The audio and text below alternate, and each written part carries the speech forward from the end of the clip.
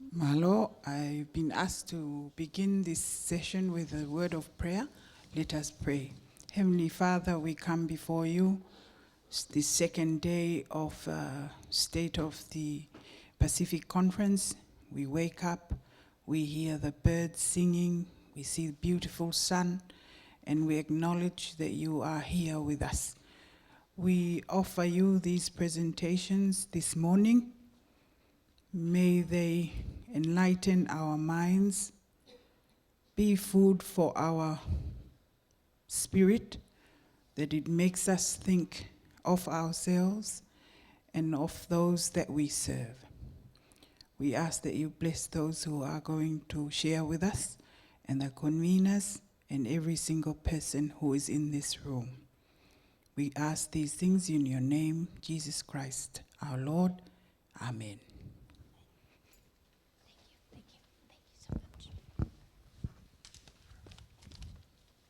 Thank you very much for that. Welcome to day 2 of State of the Pacific. Glad you could all make it. And wonderful to be joining you from the lands of the Ngunnawal people. We acknowledge elders past, present and emerging, and we meet today on unceded land. Before we get started with the session, I feel the need to acknowledge one of the great figures of Pacific crime reporting who passed away a few weeks ago and who would have, I think, been part of State of the Pacific in some way had that not happened. Dan McGarry was a great mentor to me and many other people in this room, and his sudden death a few weeks ago was a huge shock to us all. So cheers, Dan. So morning true, I'm Graeme Smith from the Department of Pacific Affairs. Welcome to Money, Crime and Corruption. How many of you saw the ABC Foreign Correspondent program last night? Quite a few? Yeah. It was a very interesting, it's a double header, so we had part 1 last night, part 2 will air next Tuesday. And part 1 was basically all about Fiji. Virginia's told me she hasn't seen it yet because she's literally just got off the plane from Fiji. And look, aside from the regrettable perpetuation of this Pacific Paradise framing in the title, it was called Cartel Paradise. It's well worth a look. And Liche Mavono, the great Fijian journalist, plays a bit of a starring role. Part 2 will feature Solomon Islands and Tonga, including the quite extraordinary tale of narco submarines that have been washing ashore in the Solomon Islands. This panel was inspired by a lecture that Virginia and Grant gave to my master's class last year when they had a long discussion of what comes first, crime or corruption. Now, although the title of this session wasn't of my choosing, it perhaps provides the answer that maybe money comes first. Following the theme of this conference, this crime and corruption weave Australia and the Pacific very tightly together. But aside from cooperation in law enforcement, this is not a weave where there is much to be admired. Australia and New Zealand's appetite for cocaine, and particularly meth, is fueling the re-emergence of HIV as a serious public health problem throughout the Pacific, particularly in Fiji. The proceeds of crime and corruption in Papua New Guinea can literally be seen on the streets of Cairns and Brisbane. And our lightly regulated real estate industry provides a handy place for drug cartels to launder their money. Australia and New Zealand bikie gangs, partly as a result of their aggressive deportation programs in both countries, dominate the Pacific drugs trade. So, to take us through crime and corruption in the Pacific, I'm joined by an all-star cast of my colleagues. First, to my right, Virginia Kamoli, a visiting fellow with DPA and the head of the Pacific Program for the Global Initiative Against Transnational Organised Crime. And as I said, she's just flown in from Fiji. Anouk, my colleague at DPA, who's worked with governments, police and correctional services in the Solomon Islands for nearly 2 decades. She's an adjunct fellow also with the Solomon Islands National University.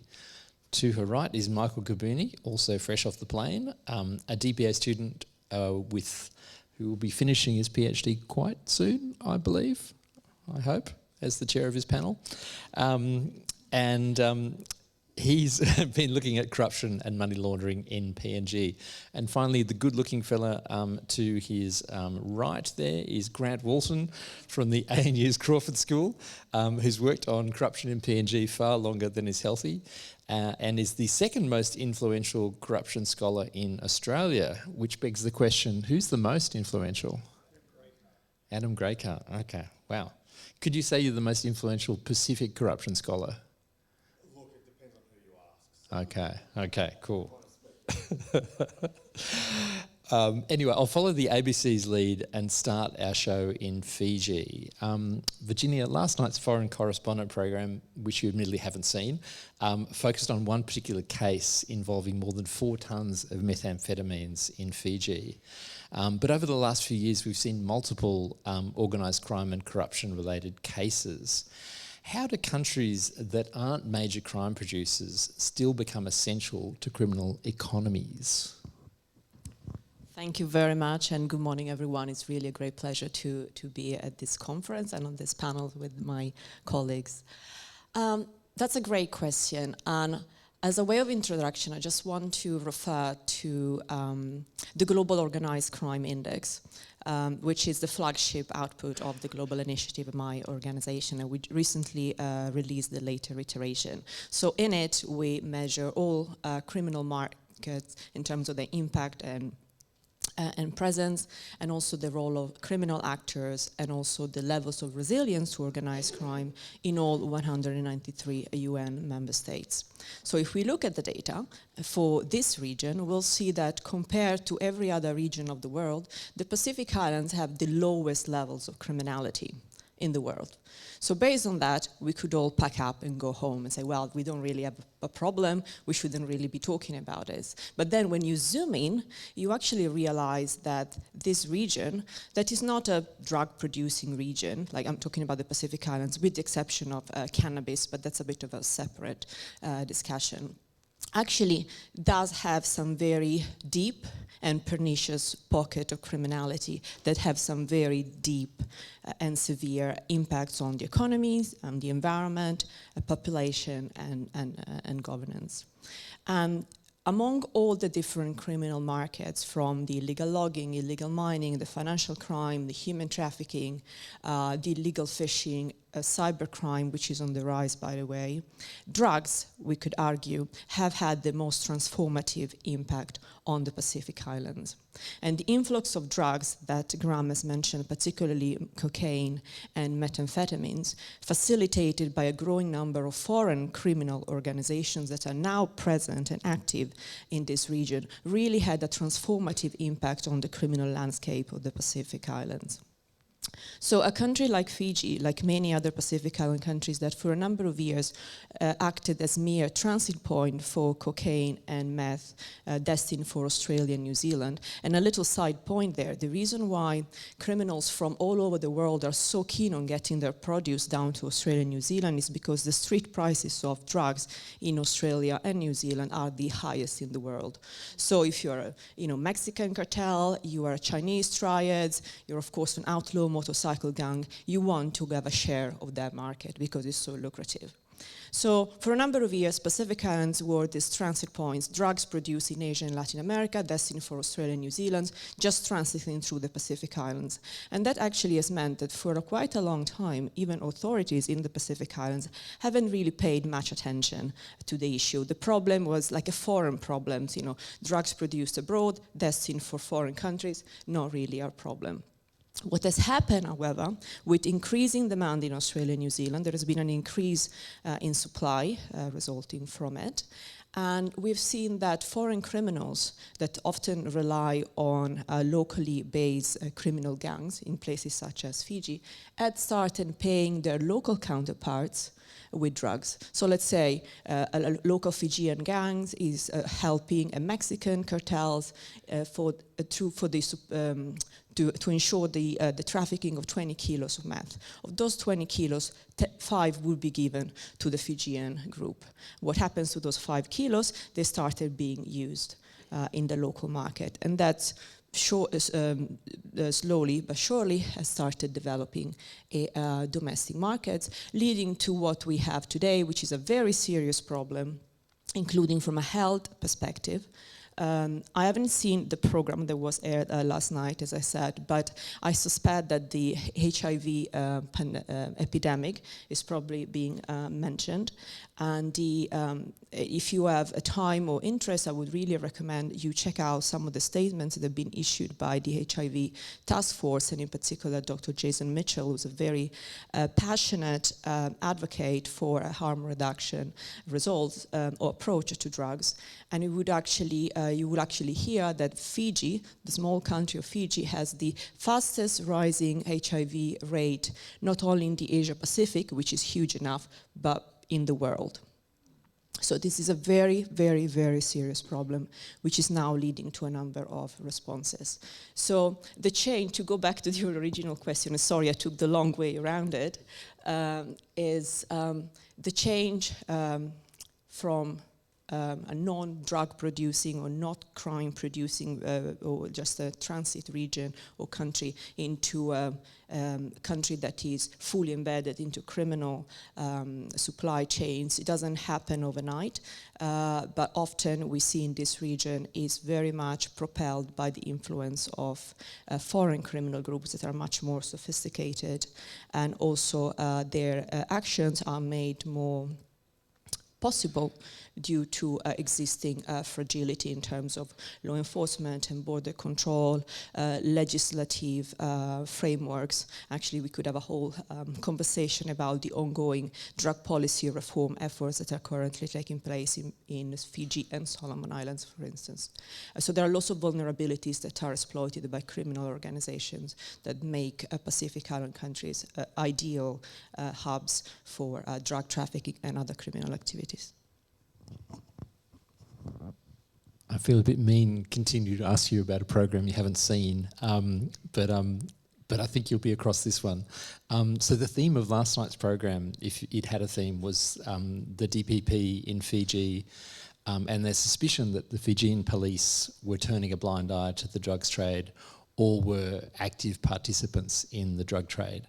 At what point does a transit country become institutionally vulnerable to the very flows it's trying to police? All right, that's an uncomfortable question, but so if you follow news in Fiji every second day, you'll see a front page story about crime, drugs, corruption, or all of these things together. And last year in particular, the Counter-Narcotics Bureau has been in the news a lot for the wrong reasons, because a number of officers, like police officers that were part of the Counter-Narcotics Bureau, which sits under the Ministry of Policing, had been arrested on drug charges. So the irony of that. And this, to the point that it became such an embarrassment that the Prime Minister decided to dismantle the Counter-Narcotics Bureau. Fiji is currently drafting a new counter-narcotics bill, and that will empower a new Counter-Narcotics Bureau. So this was one of the most egregious examples of corruption. But stories about officials at all levels, from the top levels, and if you talk to government officials now, they would often refer to the previous administration that had allowed for criminal networks to proliferate and drug trafficking to go unchecked. But you will see, so you will hear stories of corruption and involvement in criminal activities involving top-level officials all the way down to, a junior custom officer that looks the other way when a suspicious shipment comes through. So I think this is an ongoing problem. And in fact, I've been part of some of the consultations that have been taking place across Fiji for the design of the new counter-narcotics bill, some including government officials and others just with the public around the country. And I went because I really wanted to see, okay, what do people think about these problems? What do people want? And integrity is what was mentioned every single time, because people said, well, we don't trust our own police officers. And there is the usual issue of police officers that are not well paid enough, so it's kind of tempting to take a little bit of meth and sell it, or to take a bribe to look the other way. I'm not saying it's fine, but it's not a problem that is only happening in Fiji. It's happening all over the world. But the integrity or lack thereof has been one of the most serious problems. And actually, sorry, just to go back to the Global Organized Crime Index, by the way, it's publicly available, free online. I'm not trying to sell you a product. All the data analysis is available for free. And we also assess the impact and involvement of different criminal actors. And in the Pacific Islands, the more pernicious or more prominent are foreign actors, followed by state-embedded actors. And by state-embedded, again, we refer to government officials, or just anyone working for the state apparatus that directly or indirectly is involved in criminality or corruption. So they're second highest ranking in this region, and actually the top ranking in the world. So this is just to highlight that unfortunately there is this enabling environment and this corruption and lack of integrity that allows for criminality to take hold and to grow to the levels that we're seeing today. I'm a bit disappointed you're not trying to sell us something. If anyone wants to know about, it's all free. If anyone wants to know about Marshall Islands crypto, come see me after the session. More than happy to fill you in and give you some phone numbers. So we'll move next to the Solomon Islands, which has long been associated with crime around land and around resources. But before we dive into that, Anouk, what can you tell us about these narco subs that have been washing ashore in the Solomon Islands? Is the Solomon Islands an active participant in the trans-Pacific drug trade, or are their reefs just particularly treacherous for strange unmanned boats? Thank you, Graeme, for that very easy question. I think maybe I'll start with just a little introduction to put my comments in perspective. So I'm very happy that Grant is here because he is a corruption expert. My expertise is in peace and conflict, and particularly looking at what are the structures of power and how that creates violent conflict, for example, riots or sabotage or fights between different tribal groups over land deals and things like that. So, so what we know, over decades of research is that a lot of violent conflict arises because of land and land access deals. Basically, Solomon Islands has a rip and ship economy. Solomon Islands exports logs, mines and fish, and this is, forms the bulk of its revenue. And actually, I was at ANU as a master's student about 30 years ago, and there was a professor here, Peter DeVerne, and he wrote at that time about how Solomon Islands, high dependence on logging, particularly for government revenue, was embedded in political power, and this created sort of some dynamics of dependency. It actually created the political system that we have in Solomon Islands today. Okay, now what's happened in the last 5 to 10 years is that logging-dependent economy has changed to also incorporating large-scale, an expansion in mining. So now 5 out of the 9 provinces have active exploration licenses or mining projects. And also, when I was here at ANU 30 years ago, our expectation was that the logging industry would, take the logs and go. What actually happened was they took the logs and stayed and bought up land. And so now you have logging companies running casinos, running tourism resorts, running retail businesses, and all of this. So basically, the extractive industries are not just controlling, and I should point out that when you get access to land in Solomons, there's 3 levels you have to deal with. You have to deal with the national government, you have to deal with the provincial government to get a business license, and you also have to deal with indigenous communities to get access to their particular areas, because most land is customary owned. So what we have now is a system of power where extractive industries have been extraordinarily successful in influencing national politics, provincial politics, and indigenous landowners for access to their land. They also own significant commercial properties, and the recent development that really many Solomon Island civil society groups are concerned about is they also control now wharfs and shipping. So we used to have one, sorry, this is a diversion. I'll get to the point eventually. So we used to have one port, which was, has always had governance problems, but, at least it brought in revenue to the government. It had a degree of transparency of the operations there. Okay, does anyone know what Prime Minister Sogavare did as his very, very last act in office before the last election was called? I'll tell you. Okay. He actually signed the regulations required to establish a second port in Honiara, Leroy Port, which is owned by a private company. And access to that port, transparency over its operations is very, very different and very, very poor, I would say. Now, the current Parliament too has been going and coming over the issue of what they call sufferance wharfs or temporary wharfs that companies may want to set up to import and export goods around the Solomons. So our extractive industries don't just have access to our land and influence over our politicians, they also control import-export or have significant influence, we can say, over import-export. And so this is where, particularly in the last 5 years or so, we've started to see drugs come in and be sold in Honiara and some of our other provincial areas, particularly meth. And this trade, so I'm worried about the narco subs, but I'm more worried about the fact that we have prominent political and business actors whose families are now associated with meth trade.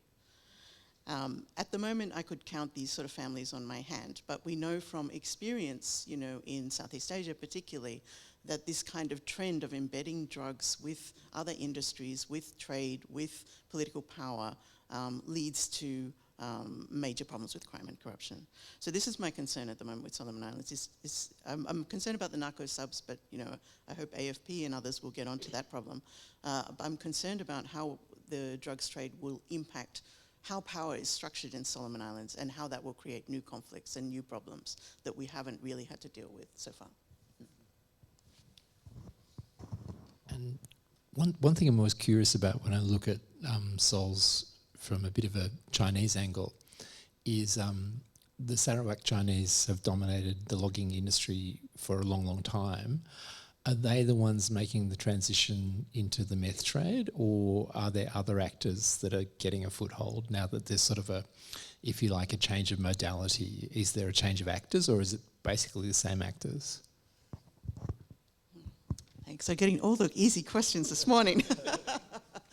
And I can say that, this is an area where we desperately need more government transparency and more research about, right? So I can't give you the definitive answer to that question.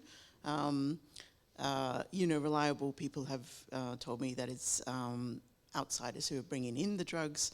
This seems probable because we know from previous experience that, for example, fishing vessels and cargo vessels have brought in illegal stuff in the past. So, we suspect that the meth that's coming into Solomons is an add-on to other business that's going ahead, rather than something specifically done to target Solomon Islanders. However, I've been trying to encourage, local actors to do more awareness about the costs of meth, because initially when meth came in, the street story was that it was a drug that you could take a bit like coffee that would help you stay up for your studies if you're a security guard. The mind boggles at like some of these initial messages about this drug. In Solomon Islands, colloquially, it's called power. And I was like trying to tell our youth leaders and others, like, let's get the message out that this is actually a very dangerous, highly addictive drug that, even within 2 or so, or a handful of uses can leave you addicted, neglecting your studies, neglecting your employment, and so forth. So that message is starting to go around now, which is good, because we really need to, the ignorance of, or the lack of information about the dangers of this particular drug, this highly addictive drug, has allowed it to spread to, unfortunately, people who had jobs, people who are senior students and others, who are now suffering the effects of this drug. Can I add 2 sentences about who might be involved? I mean, when the first seizure of meth, which was tiny, happened, I think it was late 2023, the drugs came through some of the logging sites. So the drugs were aimed for personal use on the parts of the Asian loggers that are active, that are working in Solomon Islands. And with regards to the narco subs, we know they come from Latin America. They've been, one of them inside one of the narco subs. They recovered like an ID from Ecuador, and in another one, in another narco sub, there was a marking made in Colombia found inside. So there is a Latin American connection there for sure. One more for you, Anouk. One of the major developments in SOLS in the last few years has been the establishment of the Solomon Islands Independent Commission Against Corruption, which has commendably started with surveys of the Ministry of Forestry and the Ministry of Fisheries, which is definitely where you'd go looking. What challenges does this institution face? Many is the short answer. I think, there's different ways that we can encourage, more transparency and action on these issues. Civil society is a big part of the picture, but also the justice system is a big part of the picture. My concern at the moment is, what is the level of impunity for actors, at the moment? So we know meth is around, we know it's been sold. There haven't been any prosecutions to date. That's really disappointing. And then the second thing is, because of the embeddedness of extractive industries with political power, it's going to be difficult to, for a body like the ICAC to, act against political power as well. So in the past, normally when I do these kind of talks, I try to point to the positive examples of, court cases, for example, that Indigenous people have taken forward to resist extractive industries and those kind of things. And I'm not seeing as many positive examples, as we did have, let's say, 10 years ago. So the level of impunity is something to watch. So I think if let's look forward and let's see, are there any prosecutions around the meth issue, within the next, say, 3 years? And also, is there any progress on the sufferance wharfs issue and the progress on the sort of illegal trades that are coming in, which have been documented by investigative journalists like In-Depth and others. All right, we'll move to Papua New Guinea, where obviously the story is much happier. Look, on the face of it, you guys look at anti-corruption and efforts to address corruption in the region. There does seem to be a bit of momentum. You've got these new ICACs being set up in Solomons, in Papua New Guinea and in Tonga, and also regional initiatives like ramping up the regional anti-corruption platform for the Pacific. Michael, you've been looking at the possibility of Papua New Guinea being grey listed because of shortcomings in its anti-money laundering standards. Now, we don't usually think of Papua New Guinea as a particularly sophisticated financial crime destination. Why does PNG find itself in this position, and what would be the consequences for it if it was grey listed under AML?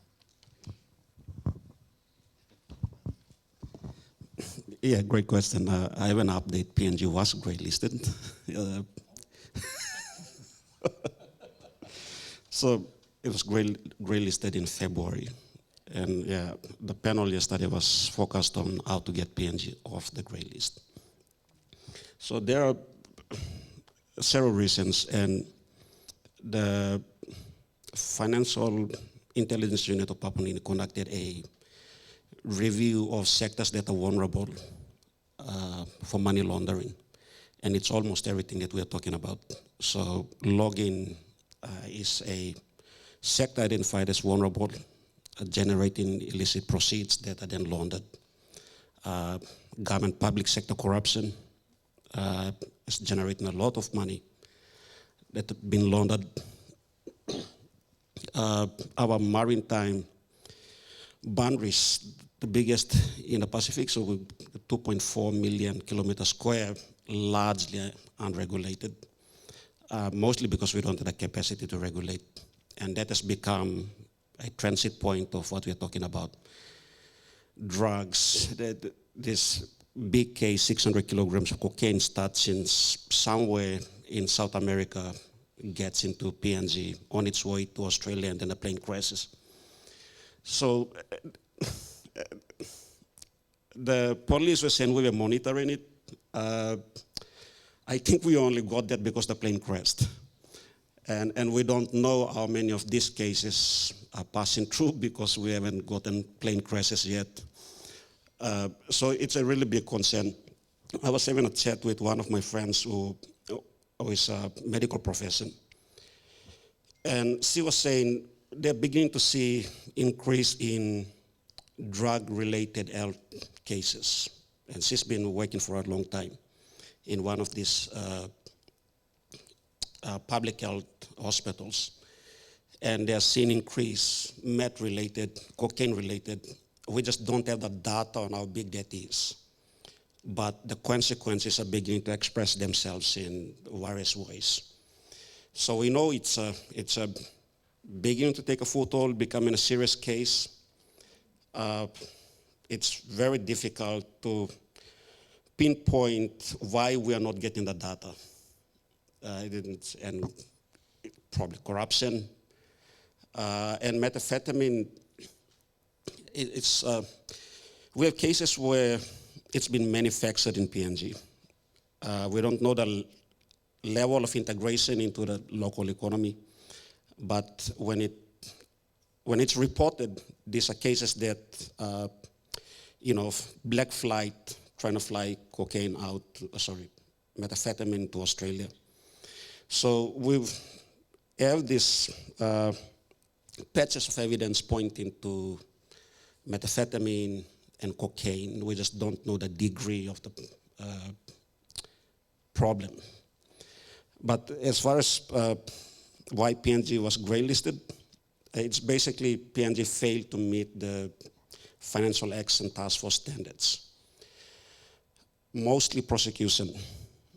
So we've got these big cases that sometimes it fails at the investigation stage, sometimes it fails at the prosecution stage. But our systems, the way our systems are working at the moment, it's not strong enough. We got FASU, our Financial Intelligence Unit, that sends about 5,000, up to now they've sent about 5,000 cases of money laundering to the police with zero prosecution. And I was doing this research and I was speaking to all range of actors, and I was talking to bank officials. It's interesting, the compliance officers. And they said there are instances we refer these cases in this gotcha moment. We've got the evidence. It's just plain clear that this massive deposit is a proceed of corruption. And then we wait. We wait for investigation, we wait for prosecution, it just never comes through. So there's massive, massive issues around integrity, of the investigation and prosecution. There's also issues around capacity. When I spoke to the police, they said, all right, the Financial Intelligence Unit has the capacity, they analyze these cases and send 5,000 to us. They have the capacity to know that these cases meet the threshold of money laundering. On our end, we don't have the capacity to investigate. So you have capacity that's centered within one department to analyze and categorize this case as money laundering. But the agency with the mandate to actually conduct investigation prosecution does not have the mandate, does not have the capacity. And then you have another dimension of political interference. And these are public cases that played out in the courts, and we know the extent to which the politicians interfered in cases. They disbanded investigation agencies. They've underfunded it. They've replaced police commissioners, suspended deputy police commissioners, replaced police lawyers who wanted to pursue the case. So there are a whole host of issues that goes into a lack of enforcement and lack of prosecution. And that is why PNG finds itself on a grey list.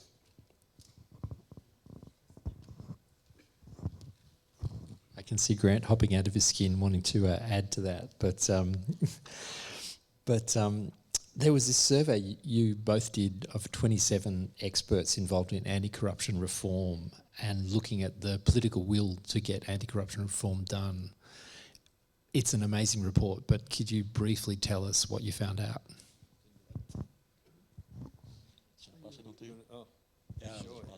Oh, okay. Yeah, thanks, Graeme. So, yeah, we had a look at some of the recent reforms that have been coming through in Papua New Guinea and spoke to experts about how much of this intent to address corruption is real, how much of it is a bit of a show, and what can be done. So we know that in Papua New Guinea there have been some significant reforms over the last, say, 5 or so years that are important to acknowledge. We've had the introduction of the Independent Commission Against Corruption. We've had some legal reform, introduction of a Whistleblower Act, reforms to the Ombudsman Commission.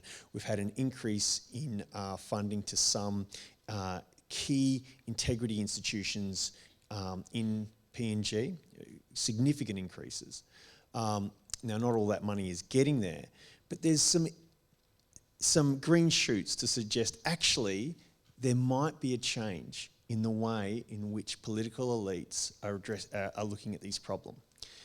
Now, I'd argue that, say, this is a different epoch right now in terms of the potential to address corruption than we were faced with 20 years ago, where a lot of the anti-corruption push was top-down from donors, the good governance agenda, right? Now, over the last 20 years, the leverage of international agencies and donors has waned in Papua New Guinea and across the Pacific. And we've seen more of an elite Pacific response to this issue across the region and in PNG. Now, some of this has been shaped by, the international pressure. Some of this has come about internally.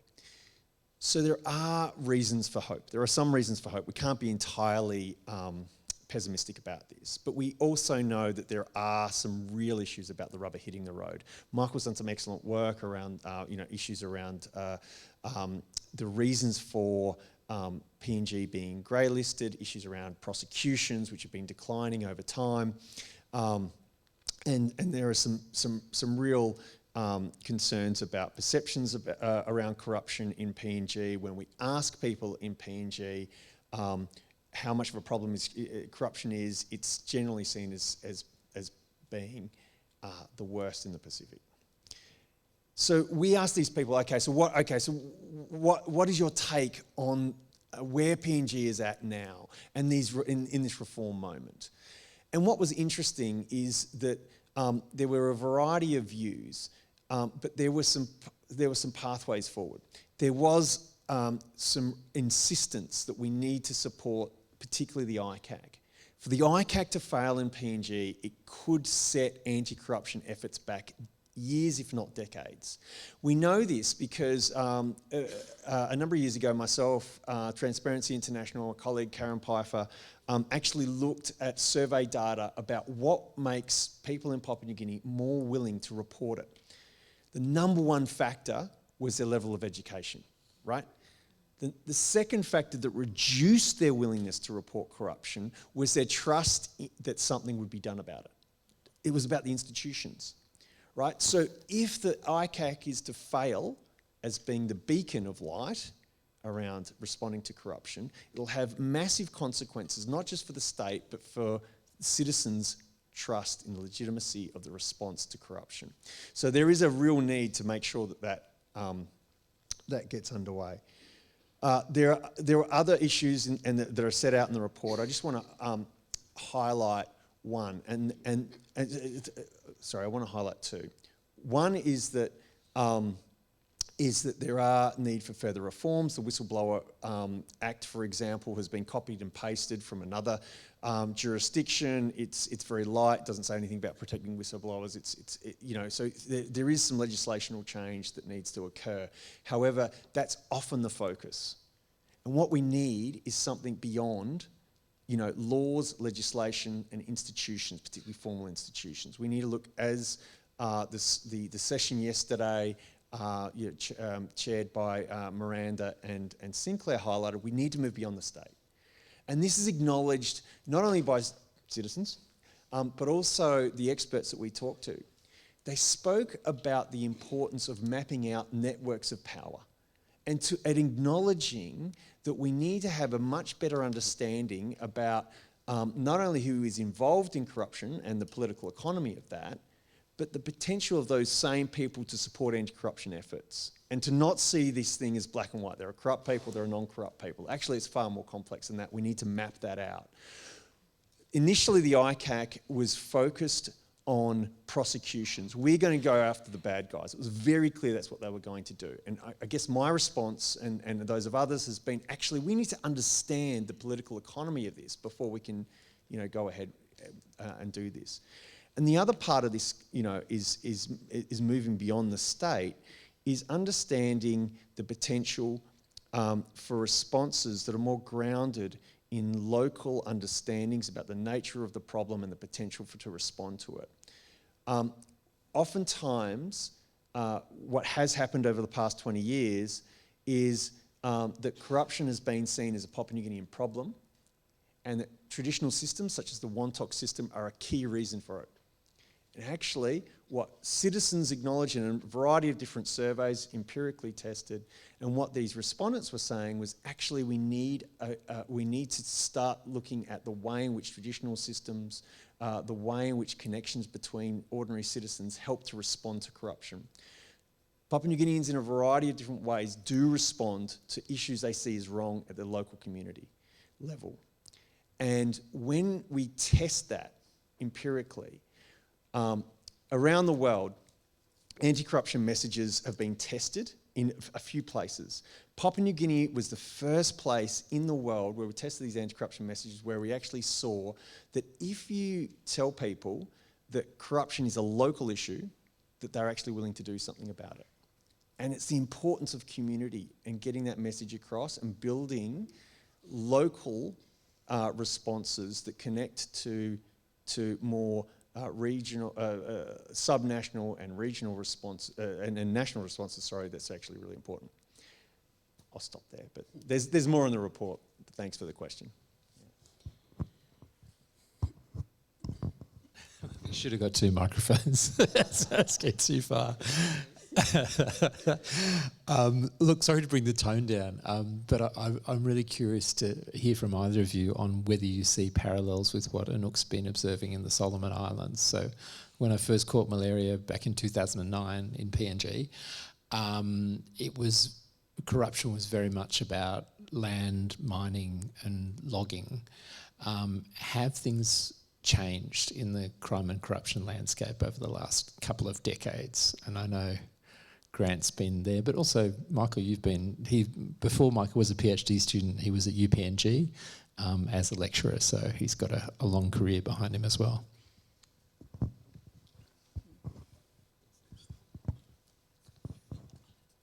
Okay.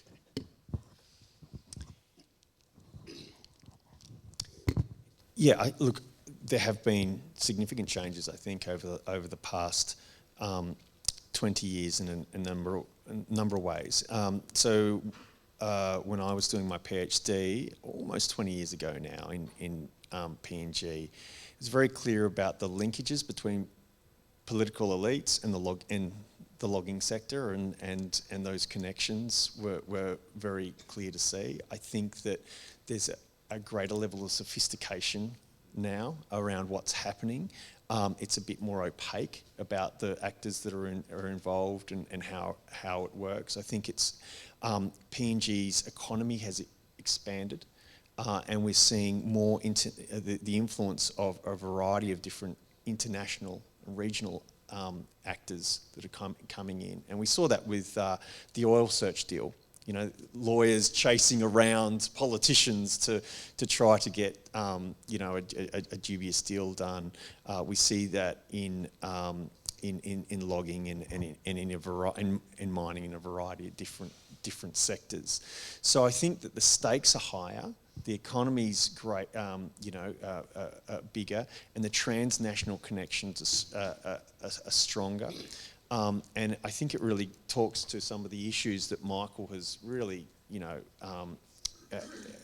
brought up really well, is that there has been this decline in response, and a part of our understanding of the nature of the problem is not just to look at PNG as a nation state, but actually to look at the regional and international connections that are growing in strength and frequency. Things like money laundering, transnational crime, those types of things are growing, I think. Yeah, I would say the same sectors remain vulnerable, but some sectors have become more vulnerable. And part of it has to do with the political culture of PNG and how politics evolving. So after independence, the average time that the Prime Minister served before he was replaced in a vote of no confidence was 3. Now it's evolved to around 7. So Prime Ministers are staying longer and longer. And the reason why they're staying longer and longer is because of the level of money that's available. And they're building structures to keep them in power. One of the ways they do that is the use of constituency development funds. Every member of parliament in Papua New Guinea now has access to 10 million minimum every year to spend at his discretion. And now it's going to be increased to 20 million per member of parliament, because we've retired our commitments to international finances with LNG. So that was paid off. The money that was borrowed was paid off in September last year, so that released a whole bunch of money. Now, instead of putting that money into other useful purposes, a huge chunk of that is now going to go into this constituency development funding. These funds are unregulated, no acquittals, never monitored, and it's used as the Member of Parliament's discretionary fund. And it has become a huge source of abuse.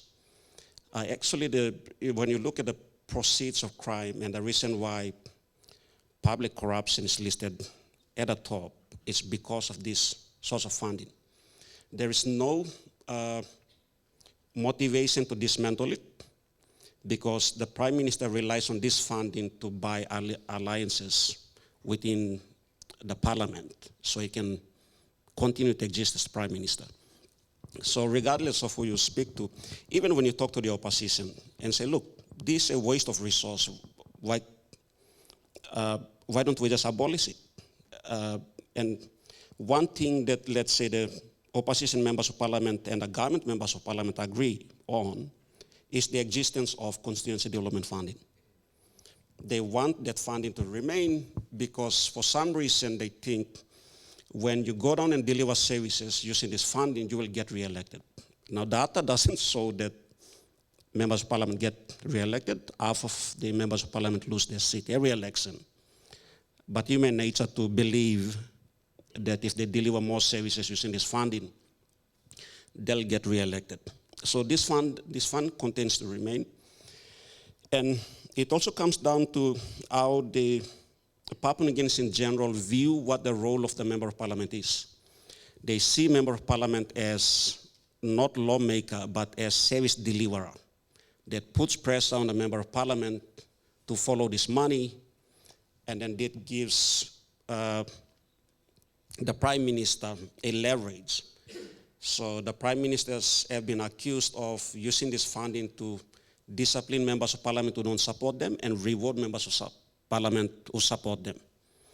So this cycle of members of parliament's reliance on the funding and the Prime Minister's control over the funding, and the Prime Minister uses that as a tool to buy support. So response to your question would be, the same sectors remain, some are just becoming more bigger. And before we get to Q&A, a final question that Grant might kick off. Grant, you've been working with Australia's NAC on geographies of Pacific corruption and geographies of Pacific crime. I know it's a half-day workshop, but given I've stacked the panel with Melanesia experts, could you maybe broaden it out to the rest of the Pacific and talk about what Pacific geographies, what influence they have on the types of corruption we see in other countries?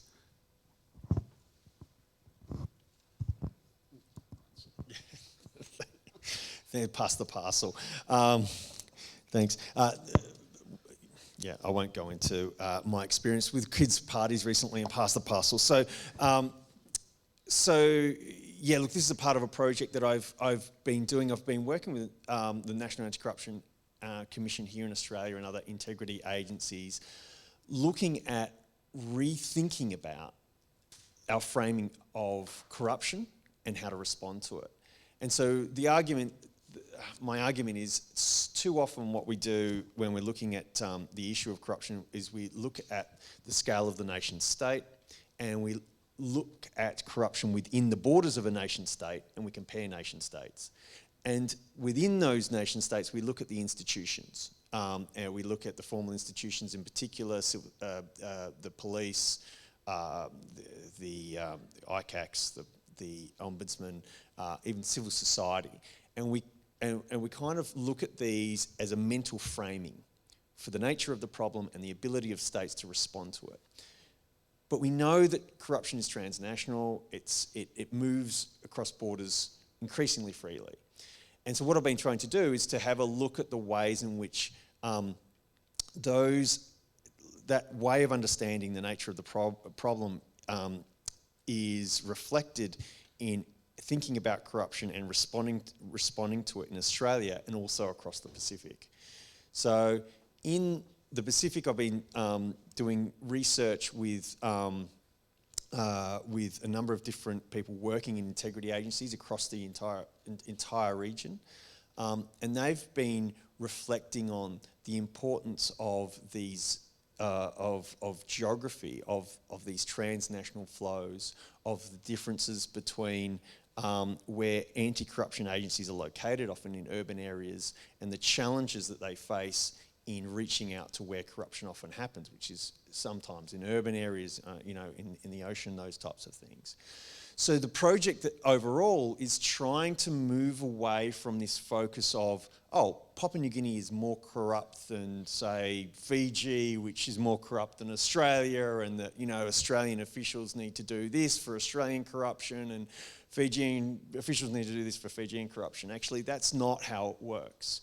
And we know this, and Michael did a great session yesterday, excellent session yesterday about, the transnational justice networks ranking of where funding for corruption ends up. It doesn't end up often in the countries where it takes place. It ends up, a lot of it ends up in the United States, the worst recipient for corruption monies in the entire world by such a long way, it's not funny. But when we think about corruption, we generally pick on the countries where the transaction occurs. So it's trying to kind of move away from this traditional way of looking at it. And what I'm finding is that in the Pacific, those who are working in this area are thinking in this way anyway, but they are constrained by the laws, by legislation, by issues around sovereignty and those types of things to actually be able to cooperate and meaningfully respond to the relational nature of corruption.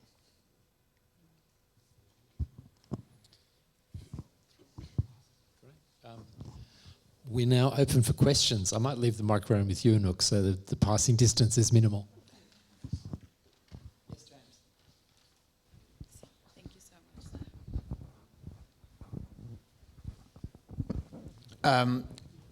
much. James Batley from the Department of Pacific Affairs here at ANU. Thank you all for a really interesting conversation.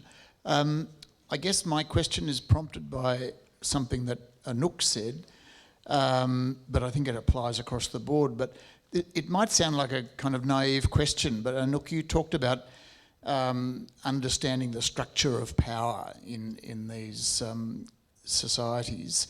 How do you go about that? I mean, can you describe that process? Is is it an impressionistic thing? Are you able to be empirical about it? What are the challenges in gathering evidence and understanding those structures of power?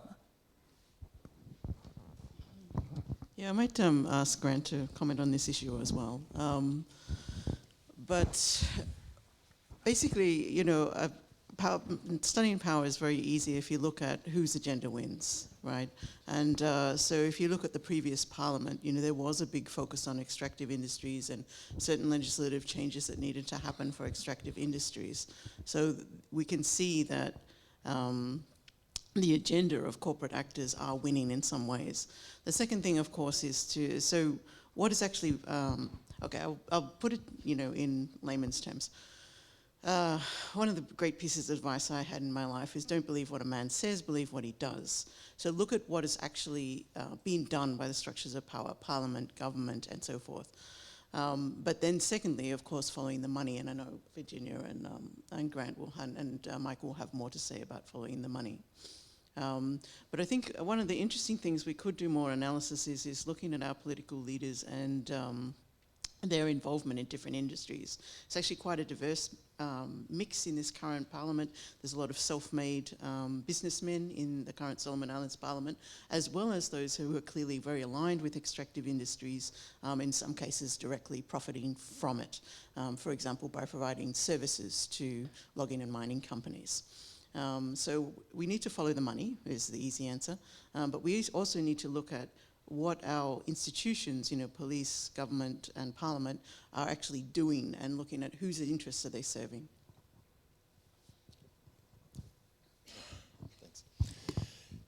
Thanks for the question, James. So recently myself and other colleagues, and particularly Safa Fianian, we've been working on the networks of water governance in Papua New Guinea, and we've been mapping out network connections around this is around service delivery, right? So it's a little bit different, but we've been talking about that being an approach to empirically show the networks of power around not only being involved, people that are involved in corruption, but those who could potentially help to respond to it. Now, this ends up with being an incredibly complex map of lines and nodes. And so basically what we do is we kind of talk to people and say, okay, so who do you mostly work with? You know, what's the nature of the relationship? Those sorts of things. And statistically, you can actually show how frequently people are engaging with each other and the nature of that connection. It could be very easily applied to corruption, and it has been done in other places. In a place like PNG, to my knowledge, it hasn't been done. However, I know there's probably a few donors out there who would love to fund a project along those lines. So, you know, perhaps we can talk afterwards. Yeah, what I usually do is, because you ask people and they would give different names, different organizations. Personally, I go through court cases. So if there is a drug bust case, if there is a corruption case, if there is a money laundering case, usually they detail who was involved, who signed off, who did what. And even with, you know, how much money is being laundered in PNG, estimate says that 10% of the budget is lost to corruption. But those are just estimates. There is no way you can measure that. So I look at court cases, which are very detailed, because you are required to give evidence, you are called to give evidence.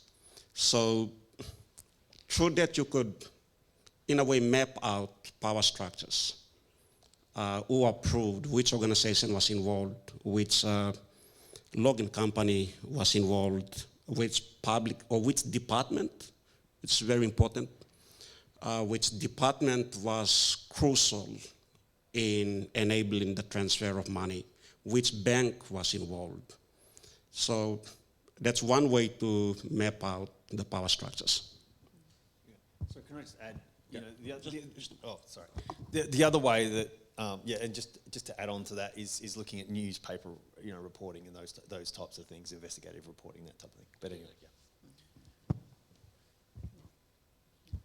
On power structure, I'll just mention something that we have been working on that looks at foreign influences and mapping the foreign involvement in the Pacific Islands in the economic, political, and criminal sphere. So we've been doing it quite a bit, and also in other parts of the world, because one thing that we are particularly interested in is to see the involvement of individuals who wear multiple hats. They have established usually the people that are part of foreign diasporas that live in the Pacific Islands. They have established a large business conglomerates.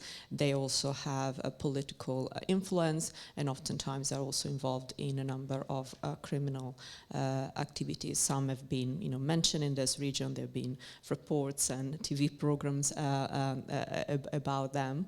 I don't need to go into the details, but the way we go about understanding these power structures is through lots of open source intelligence, and the use and also looking at foreign language materials. I have a good colleague of mine and partner in crime, Martin Thorley, who is a Mandarin speaker, who helps me a lot in mapping some of the activities of individuals that might have political connections abroad, and they might be used in the Pacific Islands to exert political influence and interference.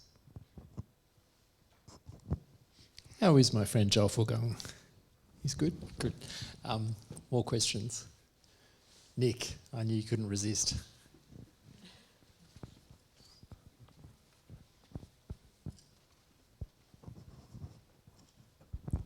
Thank you. Nick McClellan from Islands Business Magazine. I wonder if Virginia or Grant could talk about the complications for non-self-governing territories, if you've done any work on that.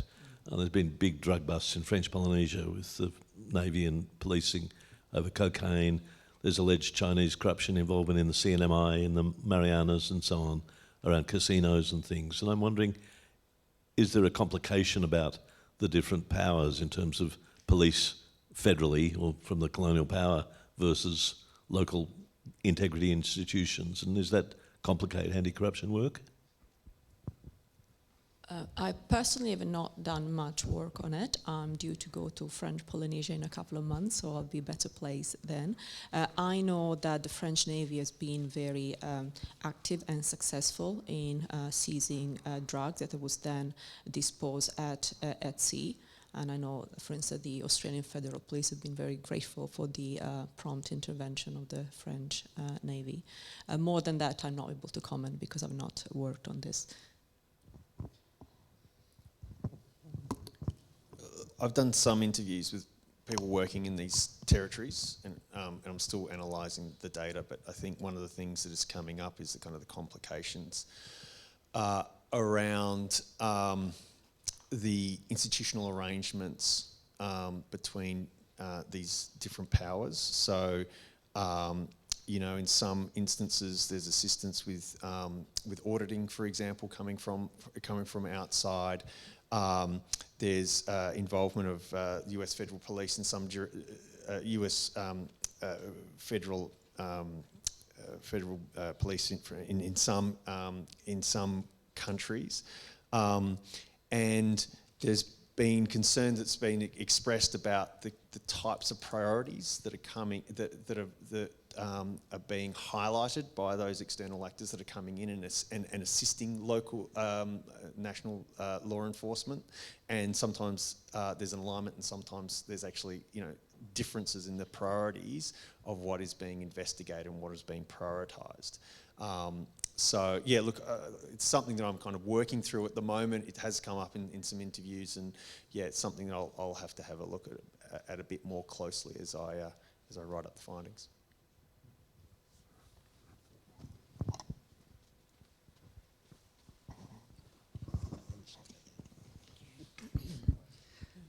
I just wanted to ask if you had any thoughts on the idea that if you a better policy approach would be to decriminalise the drug market and take away the business model from the cartels and devote resources to treating it as a public health issue instead, whether that idea has any merit. Virginia? So in 2012, I wrote a book called Drugs, Insecurity and Failed States, The Problems of Prohibition. So that gives you a sense where I'm coming from on this issue. I was not working on this region at the time at all. So of course the drug policy debate is taking place across the Pacific. During private meetings, I've been bringing up the possibility of decriminalization. Usually that doesn't go down particularly well at all.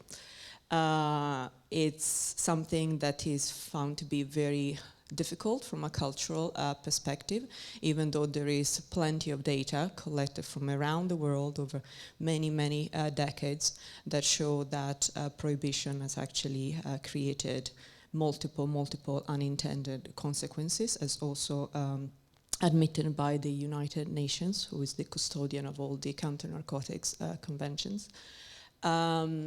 Actually, what I found is that, which was quite disparaging, that in a number of countries, as a knee-jerk reaction to increase drug-related issues, the discussion around introducing the death penalty actually comes up quite a lot. And it has happened in Fiji, it has happened, I've heard it in PNG, in Solomons, in Tonga, that I can just think of the top of my head. I think in a number of these cases it's more about political posturing. There are a number of reasons, including the fact it would be unconstitutional in a number of these countries, that make it very, very unlikely to happen. But actually,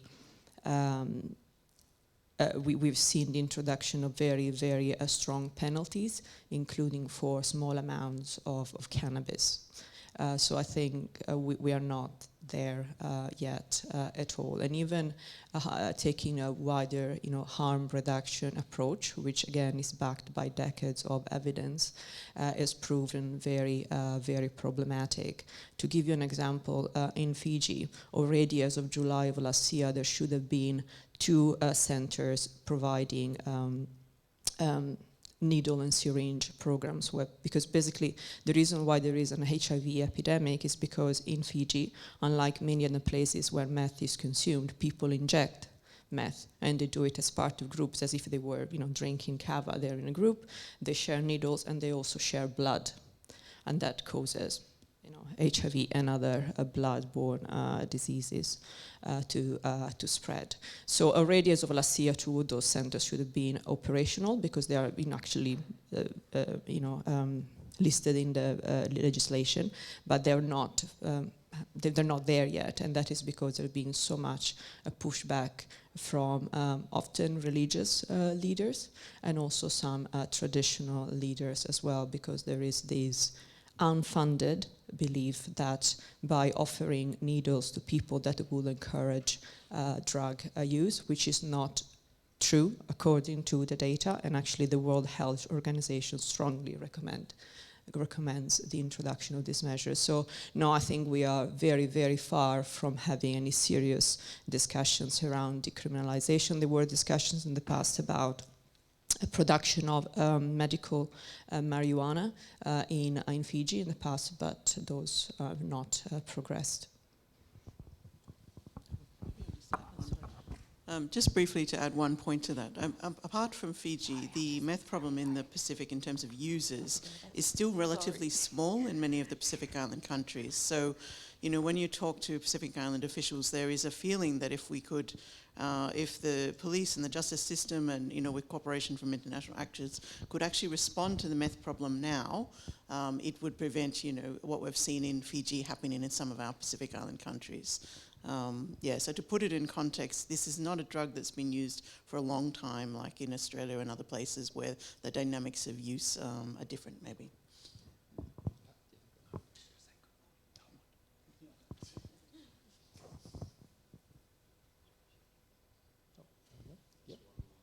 There's one over there, Good morning, everyone. My question is, how closely are we looking at the Australian enabling environment for Pacific corruption? Anouk says follow the money. So we look at Pacific politicians and Pacific businesses. But we also like to know what ends up in Australia. Yesterday, listening to Michael with a panel and Dr. Kwa, also mentioning Austrac and the Australian banks, financial industry that are not exactly sharing information back to Papua New Guinea. Also with drug trade through South America, how much is the Australian government willing to put resources into tracking, stopping this happening through the Pacific and onwards? So yeah, it concerns me how much Australia is doing or not doing in this space. Thank you. I think that might be a question for Grant, but how wonderful it is to be in a country where you can buy a house with a suitcase full of cash. It's fantastic to live in this country.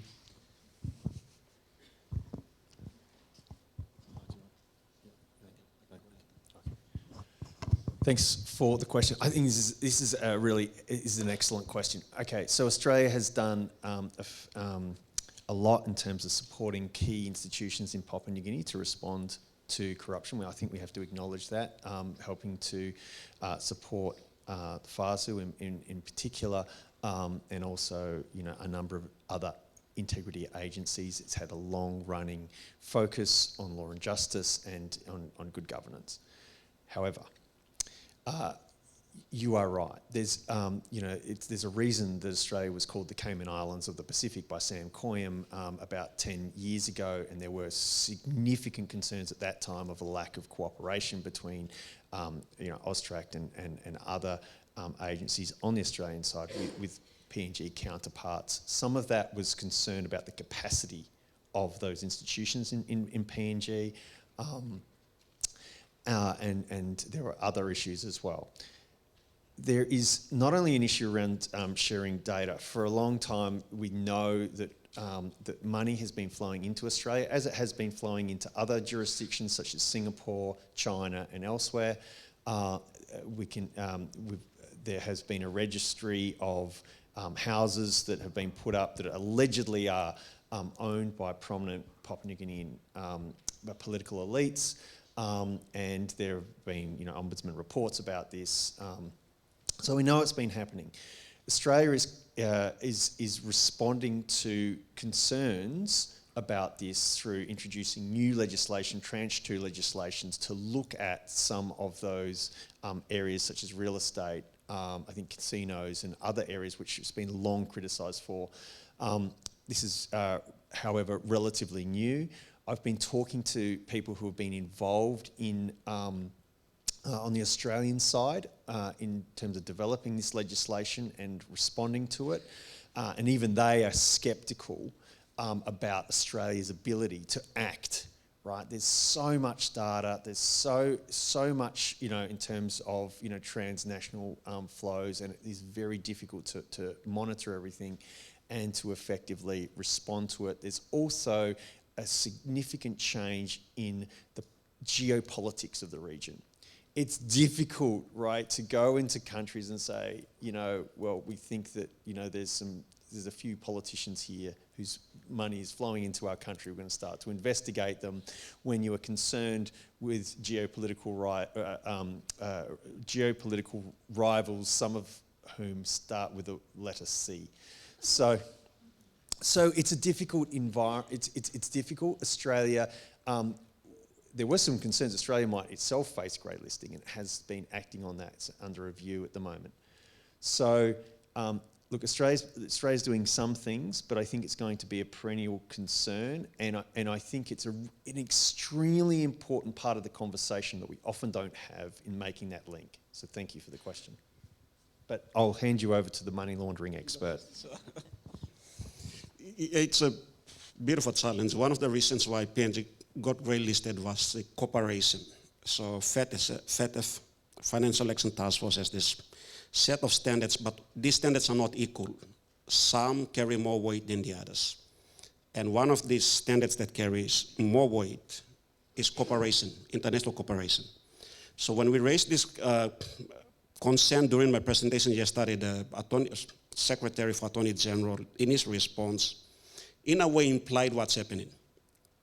He said on his part, he's been signing off on requests from other countries going to Papua New Guinea, trying to get information on individuals. But when request comes out from PNG to these jurisdictions, they don't get the response. So they're not getting back this cooperation. They are gray listed, partly because the surrounding jurisdictions are not responding to requests coming from PNG. But there is a caveat. And if you want to get information from Austria or Australia, let's say, regarding a Papua New Guinea politician, the procedure is that first you have to prosecute him successfully so that that proceed becomes a proceed of crime, and then you can request for information. So it comes back to prosecution because the money that leaves PNG, it's a proceed of crime. The crime happened in PNG. You have to successfully prosecute the criminal and then come to Australia and Australian authorities and say, look, that money that entered your financial system and ended up in real estate was actually a proceed of corruption. So it's a two-way thing. You have to strengthen your prosecution, investigation, prosecution back home, get the results, and then call out Australia if they are not giving, the information that you need. So yeah, it's a bit complicated. I'll just address the second half of the question about whether how much Australia is involved in countering the drug trade. Australia is doing a lot. Australia is the number one law enforcement partner to the Pacific Islands by far, even though sometimes because of the geopolitical rivalries that Grant had alluded to, other partners to the Pacific Islands might receive greater publicity.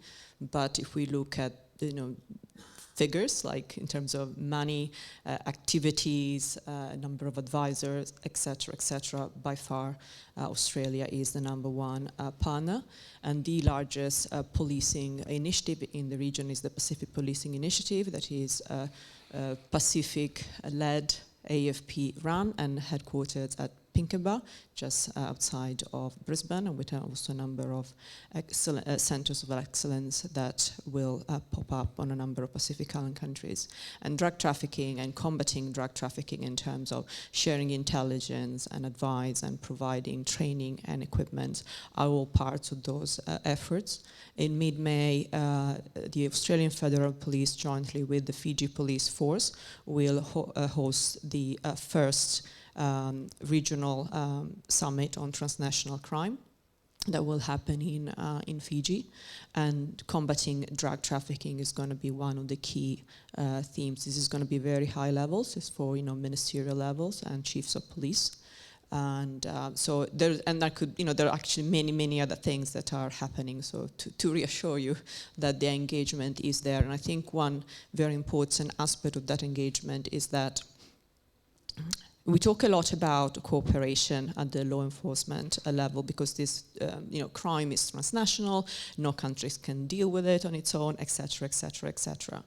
And even though there are existing mechanisms to facilitate information sharing among Pacific Islands, often that doesn't happen, or it doesn't happen to the extent that is required. And I think the AFP plays an important role in improving this communication, including with countries where drugs are produced in the Americas and in Asia.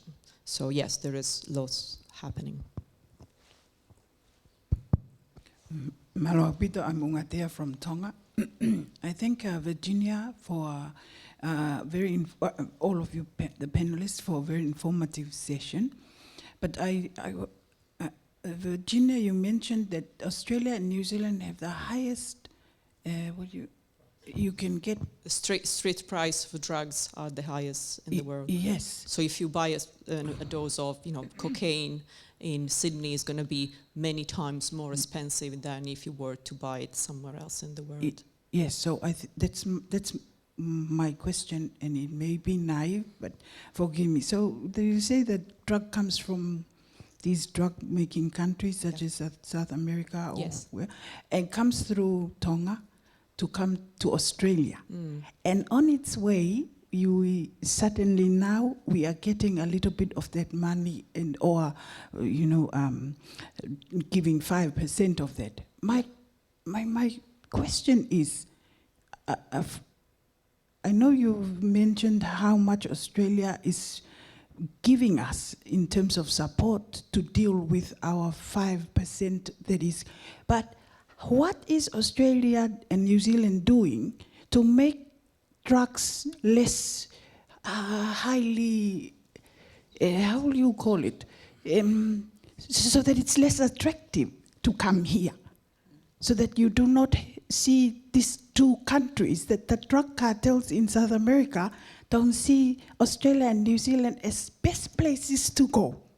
Well, because it's a little bit like climate change to me. You say we produce in the Pacific Islands 0.00.1 carbon emissions, but it is our issue. And if we're not careful, it becomes the Pacific issue and not the carbon emitters. Yeah. So you will continue to fund us, to support us, not have the impacts of the money coming to two countries which are amazingly having lots of money for drug people. I don't really kind of get it. Well, that is a very, very fair point. And I also agree with the parallel with the climate change and how the Pacific Islands are disproportionately affected by it. I must admit, in my work, I don't really look into any depth in what's happening domestically in terms of within Australia, but I'm aware of, awareness programs, and there are a number of organizations, state organizations, but also civil societies that work in this space. So with regards to New Zealand, for instance, a key pillar of New Zealand's police strategy is to do with resilience. Which is a concept I love in general, but specifically here is about building the resilience of communities, resilience to crime. And that means, raising awareness around the harms of crime and also the harms associated with drug use, because as you said, in a way, the key to this problem is to reduce demand, so that we won't see all these flows of drugs trying to get into New Zealand or Australia. But yeah, that is a very crucial issue.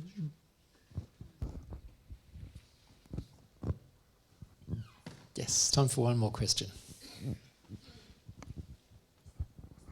Thanks very much. Hi, everyone. I'm Charlie Hunt from RMIT Pacific Initiative. Thanks, everyone, for the panel. I've really enjoyed it and learned a lot. I just wanted to ask a bit about the interaction between state and non-state authorities or systems in responding to crime and corruption. It's coming up as a bit of a theme. Grant, you mentioned Sinclair and Miranda's panel yesterday where this came up, the relative presence or absence of state authorities in different governance domains.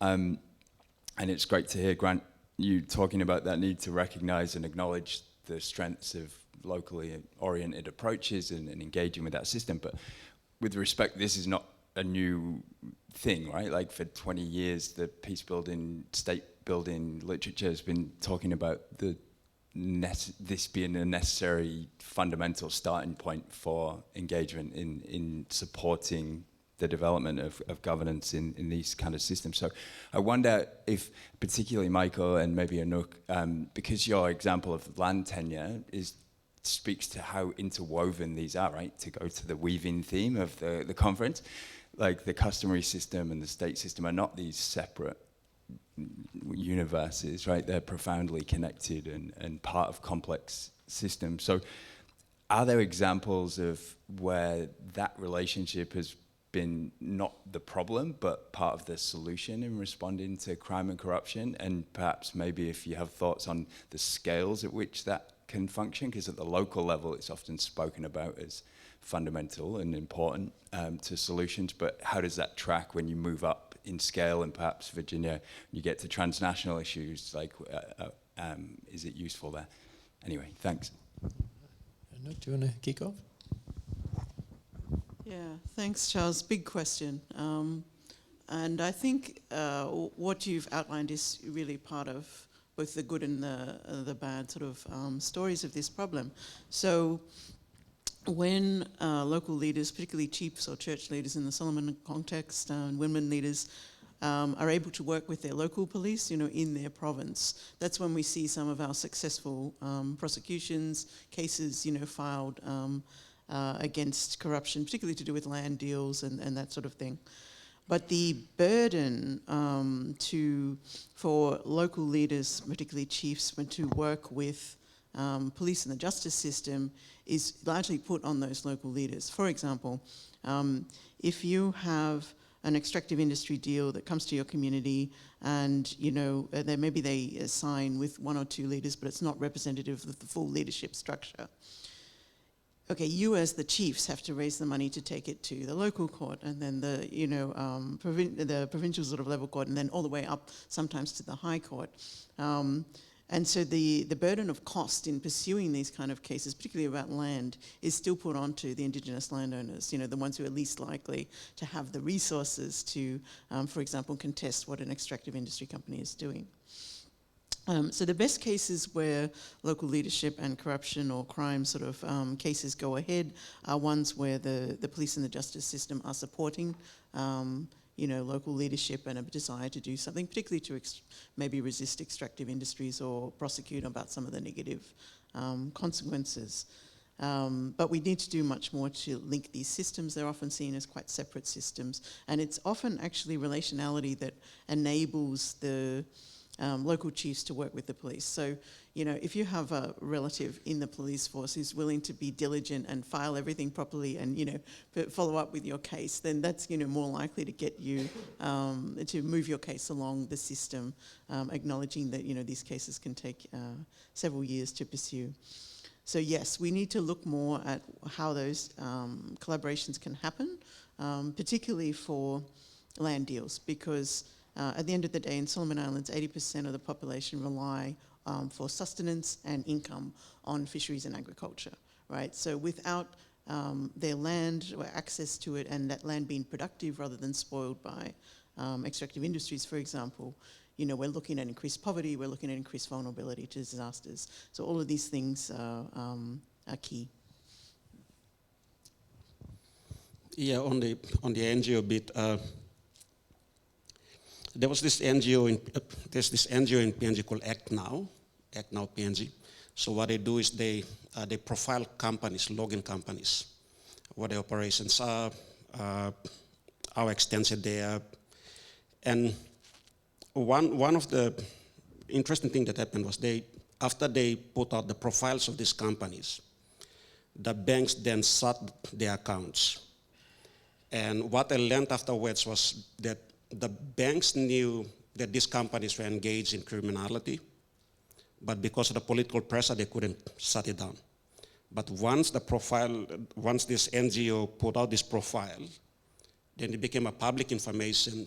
It gave banks the,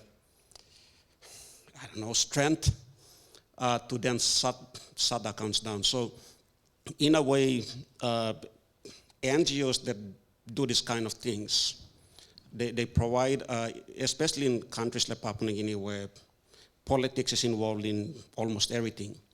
It gives institutions like the banks the tools to do what they need to do. There was a second case I forgot, but let's let it. Look, thanks for the question. Okay, so there's different streams of literature that can come up with, that have different histories and different assumptions embedded in them. So you're right, so with locally led response in the law and justice kind of literature has been a long history. In the corruption literature, it hasn't. Now, and on the ground in Papua New Guinea, I can tell you it absolutely hasn't. So in 2008, I was following around anti-corruption protesters on the streets of Port Moresby, and they would get up and they would into a microphone. They would highlight all the problems of corruption in the country for about between 6 and 8 hours. I'd sit there and there'd be crowds that would form, and some people would come up and they'd tell their stories. Now, and I've written some papers on this. One of the things that happens was happening in those meetings on a daily basis is that somebody would go up and they would say, "Hey, Papua New Guinea, everybody, we are one of the most corrupt countries in the world. We know this because of Transparency International's Corruption Perceptions Index, right? And none of us are able to respond to corruption. We don't understand, right? We don't understand how to do it. We can't respond to this problem. We need white people to come in because we know that they are not corrupt because the Corruption Perceptions Index tells us this is so." Fast forward around about 15 years. The National Anti-Corruption Commission is led by 3 white people. One of the most popular decisions of the government, right? Now, as a part of this research, we're asking people about this decision, right? Isn't this neocolonialist? No. This is excellent. This is great because it breaks the bonds of the Wontok system, which is the problem. The Wontok system is driving corruption in Papua New Guinea, so we need people from outside to come in. And this is not only in Papua New Guinea, this is practiced around the Pacific. There's a reason for it. I'm not denigrating all of these responses and these attempts to come over the challenges. But it was a response, and one prominent Papua New Guinean politician was quoted as saying something along the lines of, "We want this to continue for the next 40 years. White people are going to continue to head up our anti-corruption agencies for the next 40 years." This policy reflected what I was getting, when I was hanging around with the anti-corruption agencies, the anti-corruption protesters 15 years ago. This is a very popular response. And it's because of this very traditional way of understanding the nature of the problem. And the traditional way of understanding the nature of the problem is that relationality is the cause of corruption, and there's no possible way it can be a response to it.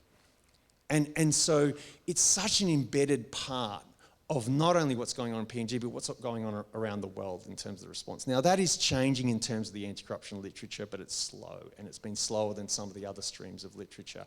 But it's embedded in the way in which corruption is responded to. And I guess that the argument I was making is that, look, this is that when we talk to people when we look at the evidence, we see that people in Papua New Guinea respond to corruption in their own ways. We know that anti-corruption messages, when it focuses on local corruption, are far more likely to elicit a response in Papua New Guinea. And in Indonesia, if you talk about corruption at all, people are more likely to want to do it. It's a collective action problem, right? So in PNG is something somewhat unique, right?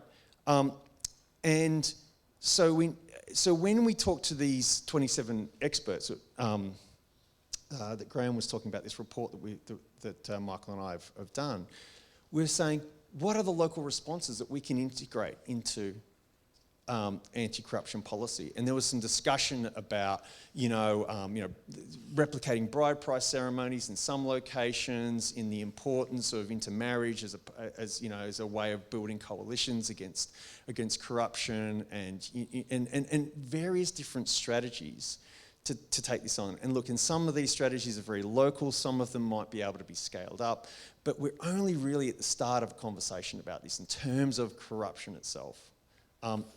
There's been other discussions that have been long going on in other areas, in criminal courts and those types of things, village courts, etc. And perhaps it is that these literatures aren't really talking to each other as much as they could be. But yeah, thanks for the question.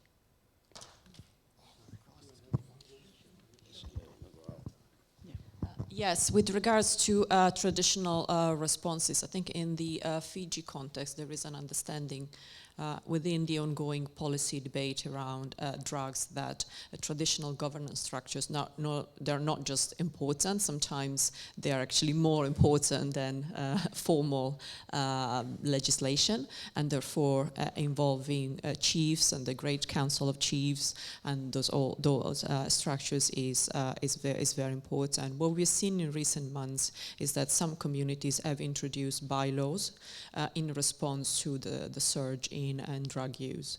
I'm personally skeptical about some of these bylaws because in some cases involve banishing people from communities for drug use, which means basically displacing the problem, because these are people who are already vulnerable to begin with, and all of a sudden they lose their support network. They might become homeless, and in the case of some women and girls, they might have to turn to sex work in order to support themselves.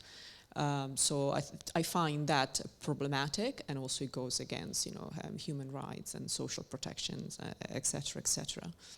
There are also other initiatives that have been piloted that rely on community engagement, especially with regards to police engaging coastal communities to basically act as lookout in the event of suspicious vessels coming on site, and so in a way becoming the eyes and ears of the police, especially in outer islands and places where state presence is limited. So there is this collaboration of formal and traditional structures. Wonderful, thanks. Oh, sorry, we're at time, I'm afraid, but do hang around, we'll have a cup of tea with us. Thanks so much for joining us for this session, and could you please join me in thanking our 4 panellists.